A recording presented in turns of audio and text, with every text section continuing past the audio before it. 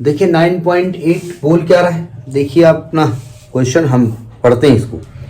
लिखा है a beam of light converges to a point P. A lens is placed in the path of the convergent beam 12 centimeter from P. At what point does the beam converge if the lens is a convex lens of focal length 20 centimeter and a concave lens of the focal length 16 centimeter. फिर से बात करते हैं। लिखा है a beam of light converges to a point P. क्या मतलब हुआ? एक लाइट जो है वो P पॉइंट पे कन्वर्ज हो रही है। क्या आपसे कहा गया किसी ने कन्वर्ज किया? ये तो नहीं कहा गया, अपने आप आके मिल रही है। यानी पहले केस में ये कह ये रहे हैं कि भाई एक लाइट रे अपने आप इस पॉइंट पे आके कन्वर्ज हो रही है, P पॉइंट पे कन्वर्ज हो रही है, ठीक है। और कह रहे हैं कि अच्छा ठीक है,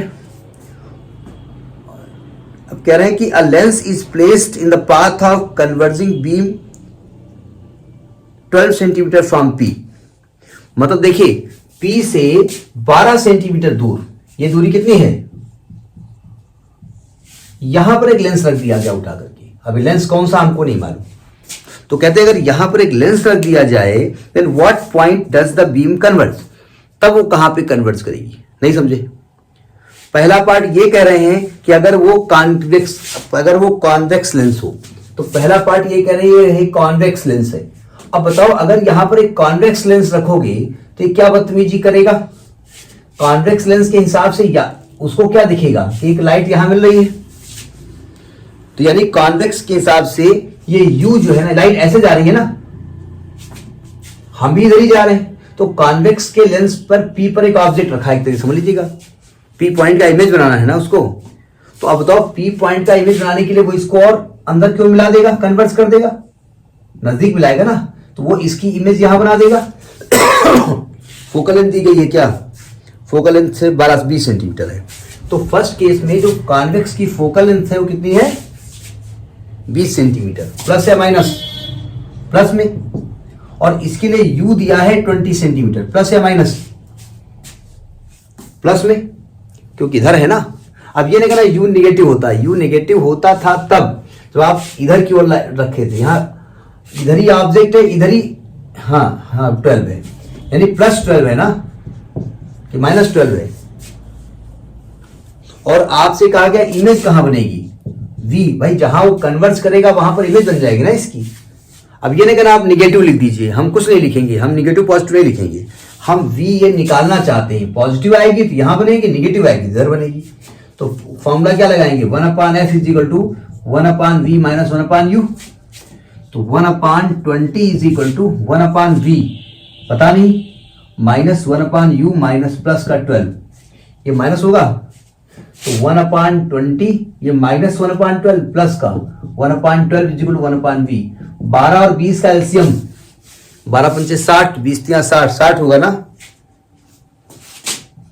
20 तियां 60, 12 पंचे 60, तो यानी कि 5 3 8 बटे 60, V बराबर 60/8, 4 दूनी 8, 15 चौको 60, 7.5 सेंटीमीटर।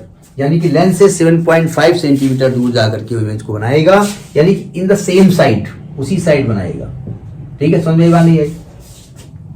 अब कह रहे हैं कि अगर ये जो लेंस रखा गया, नोट कर लिया इसको। अब कह रहे हैं अगर ये जो लेंस रखा गया है ये कॉनकेव होता, तो कॉनकेव का नेचर क्या होता है, क्या करता है? बदतमीज होता है